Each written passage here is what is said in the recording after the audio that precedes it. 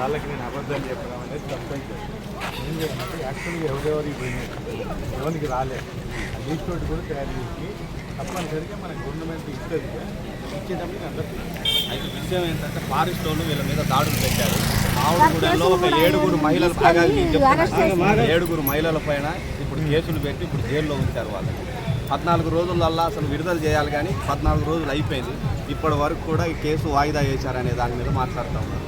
కొద్దిగా ఈ 7 దాని మీద కూడా మాట్లాడాలి. టీవీ స్టేషన్ మొత్తం కూడా ఈ మావుడుగూడెం గట్టు మాత్రం మీరు ఒక రోజు రావాలి. ఈవో గారేమో ఇవాళ వస్తానని చెప్పి ఆమె హైదరాబాద్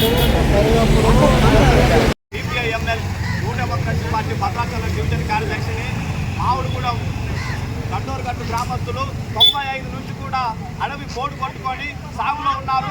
రెక్కలు ముక్కలు చేసుకొని ఇవాళ వ్యవసాయం చేస్తూ ఉంటే ఫారెస్ట్ అధికారులు వచ్చి వారి పైన అక్రమ కేసులు పెట్టి ఇవాళ వారి పైన దాడులు చేస్తూ ఉన్నారు. ఇది సరైన పద్ధతి కాదు.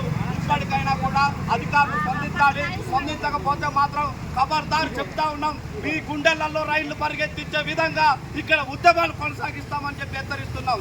అట్లాగే కేసులు పెట్టిన అక్రమ కేసులు పెట్టిన 7గురిని కూడా విడుదల చేయాలని చెప్పి, విడుదల చేయకుంటే మాత్రం ఆదివాసీలు అంటే అమాయకులు అని చెప్పి చూస్తా ఉన్నారు.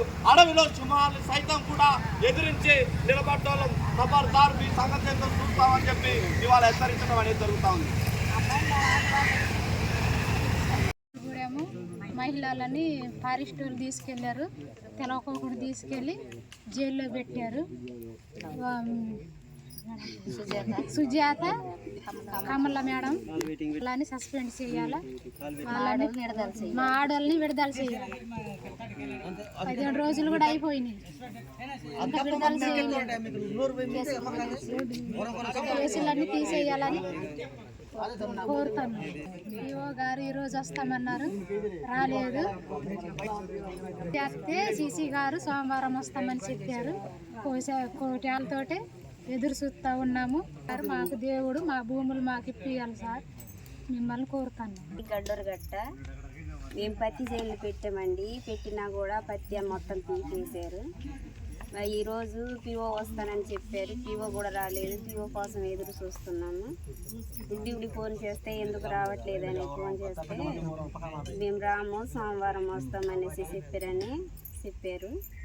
ఎలాగైనా పిఓ గారు రావాలి, మా బోర్లు చూడాలి, మాకు ఏదైనా న్యాయం చేయాలని కోరుతున్నాం.